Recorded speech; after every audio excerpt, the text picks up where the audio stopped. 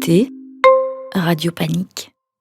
Eh ouais, c'est le moment que vous attendez tous, toutes les 2 semaines sur les ondes de Radio Panique. Laure Bouquerie, dans la tête d'une sex coach, votre sexologue et coach de vie préféré, vous ouvre les portes de son monde intime à travers des chroniques audacieuses et instructives. Explorez avec elle les différents aspects de la vie amoureuse, du désir et de la connexion humaine. Attendez-vous à des conseils pratiques, à des réflexions profonde et une approche de respect et d'empathie. Bienvenue dans la tête d'une experte qui transforme la façon dont nous percevons l'amour et la sexualité.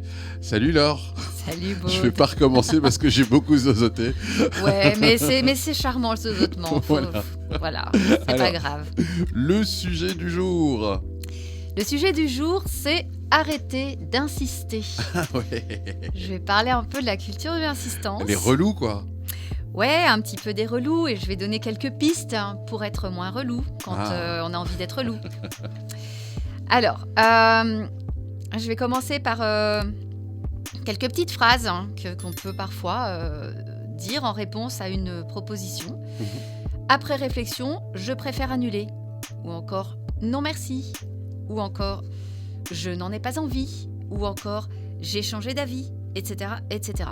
Donc aujourd'hui, on parle vraiment relation et consentement. Le mot qu'on entend tout le temps partout. Bah oui, mais parce qu'il est important ce mot. C'est important.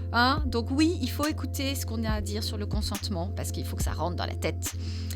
Alors, on va parler en particulier des réactions au refus. T'as pas un 06 ? J'ai pas compris. T'as pas un 06 ? Tu me donnes ton 06 ? Ah mais oui, mon 06. Ah pardon. J'étais en Belgique là. Oui. Ouais, c'est ça. En France, on dit comme ça. En France, on dit comme ça. Et ici, on dit quoi ici ? On dit tu me files ton 04 ? C'est bizarre non, ça. Pas on ça. dit pas non, ça. non. Tu me files ton phone, je crois. Tu me files ton phone ? Ouais. Je sais pas. Je demanderai aux jeunes comment ils disent. Alors, on est d'accord, c'est pas forcément fun de se voir refuser quelque chose dont on a envie. Et là, je parle pas que de sexe, de manière générale. Et là-dessus, on est tous et toutes les mêmes. Ça nous frustre. C'est humain. Bon, c'est OK. Alors, ceci dit, c'est pas une raison pour se sentir agressé déjà, et encore moins pour agresser l'autre.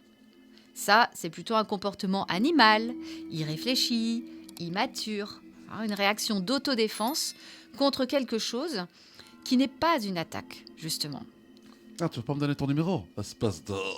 C'est ça, voilà. Ouais. On entend trop souvent ça. Tout le monde a le droit de ne pas avoir envie de quelque chose ou de changer d'avis. Dire non, ce n'est pas une insulte. Ce n'est pas rejeter l'autre, contrairement à ce qu'on pourrait croire. C'est rejeter une proposition qui ne nous tente pas la personne. Et ce n'est pas du tout la même chose. Dire non, c'est mettre ses limites. C'est donc parler de soi et de ce qu'on est prêt à faire ou pas. C'est totalement différent. Et les réactions démesurées face à cela, honnêtement, moi, parfois, ça me laisse perplexe. Voilà. Alors, malheureusement, trop de personnes se fâchent et deviennent agressives quand on leur dit non. Et pourquoi ? Parce qu'elles le prennent perso. Ça, c'est bien dommage parce que, de nouveau, ça n'a pas de sens. Donc, qu'est-ce que ça dit de ces personnes qui se fâchent, qui se vexent, ce genre de réaction, ça dit quoi ? Déjà, ça dit qu'elles ne sont pas capables de gérer leur frustration. Ça, c'est une première chose. Ensuite, ça dit qu'elles ne respectent pas l'autre, parce que l'autre pose des limites et elles ne respectent pas ses limites. Ça dit aussi souvent qu'elles n'ont pas confiance en elles-mêmes et que donc elles vont vite se vexer en fait pour un refus. Et ça veut dire aussi qu'elles feraient bien de discuter un peu avec leur ego, qui est peut-être mal placé dans certaines situations. Et ça dit encore plein d'autres choses qu'on n'a pas forcément envie d'étaler sur la place publique, mais que malgré soi, finalement, on étale quand on se vexe pour un non. Donc c'est un peu comme si on disait, tu vois, moi je suis sensible, j'ai pas beaucoup d'estime de moi, et donc ça me fait mal quand tu me dis non.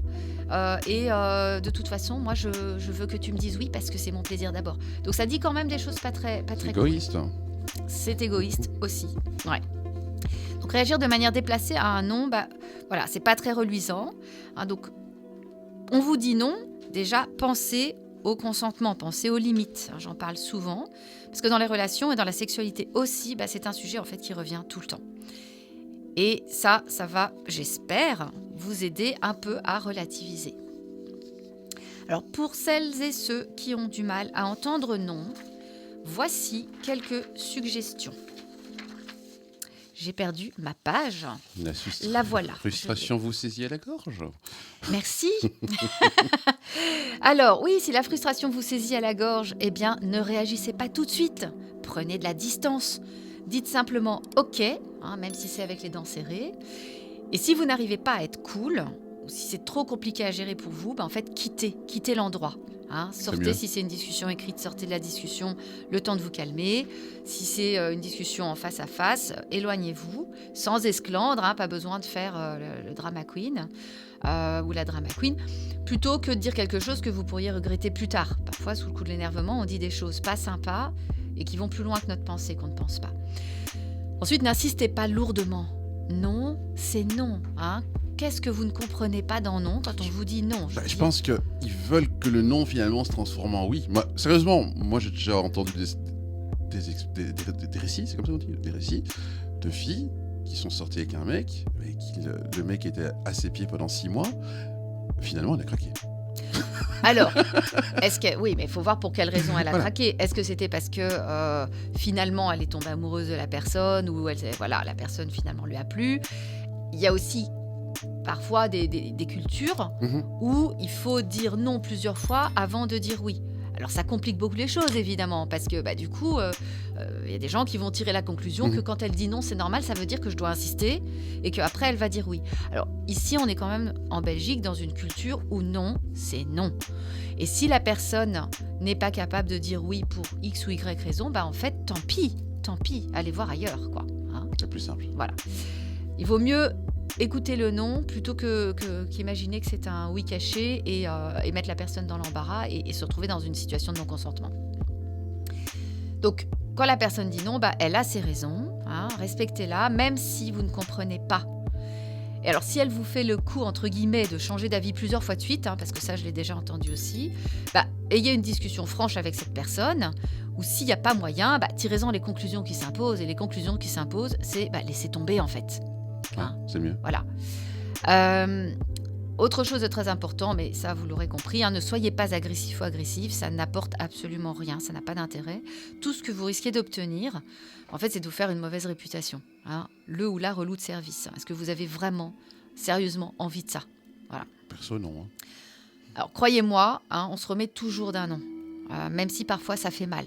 On se relève. Ça n'est pas la fin du monde. Ça ne veut pas dire que vous êtes nul ou pas désirable ou que sais-je encore. Par contre, ça permet d'apprendre plein de choses sur soi-même. De se prendre un non, ça permet de réfléchir. Quand vous aurez atteint la sagesse, peut-être même en rirez-vous des noms que vous recevrez. Bon, tout ça, c'est du bon sens de base. Et pourtant, si vous saviez le nombre de fois où ça ne se passe pas comme il faudrait. Voici quelques exemples, pour finir, de réactions à un non qui forcent le respect. En tout cas, moi, perso, quelqu'un me réagit comme ça à un non face à moi, je vais me dire « waouh ». Et peut-être même que je vais me dire « est-ce que j'ai quand même encore envie de dire non après ça ?» Alors attention, c'est pas systématique, mais en tout cas, ça va vraiment me créer une réaction de « ah ouais, quand même, quoi, la personne, elle est bien ». Première réaction possible, « ok, je comprends », même si on comprend pas, même si on n'a pas envie, même si on est frustré. Autre réaction possible, « dommage, mais je respecte ». Encore une autre réaction possible, « ok, est-ce que j'ai fait quelque chose qui t'a pas plu ?» Et là, si on n'obtient pas de réponse à cette question, de nouveau, pas besoin d'insister. On n'est pas obligé de se justifier quand on dit non. Donc si vous demandez à une personne de justifier son non et qu'elle n'a pas envie de se justifier, vous devez simplement accepter que c'est non. Même si c'est désagréable de ne pas savoir pourquoi. Voilà. Non, c'est non. Non, c'est non et on n'en parle plus. Pour finir, notez qu'on parle presque toujours du consentement des femmes, mais que parce que malheureusement, dans la grande majorité des cas, c'est un homme qui insiste. Mais n'oubliez pas que le consentement, il vaut pour toutes et tous, dans toutes les situations. Il y a parfois des hommes, ou des personnes non binaires d'ailleurs, qui disent non à des femmes, ou des personnes non binaires, et ça se passe pas bien non plus. Voilà, je voulais conclure sur ce petit message. Merci Laure Bouquerie, comme toutes les 2 semaines. sur le 105.4 dans la tête d'une sex coach et également disponible sur la page YouTube. À la semaine prochaine. Attends 2 semaines. Avec plaisir. Tu veux vraiment que je revienne la semaine prochaine, hein? Ça fait plaisir, ça fait plaisir. Ça fait plaisir. À bientôt. À bientôt.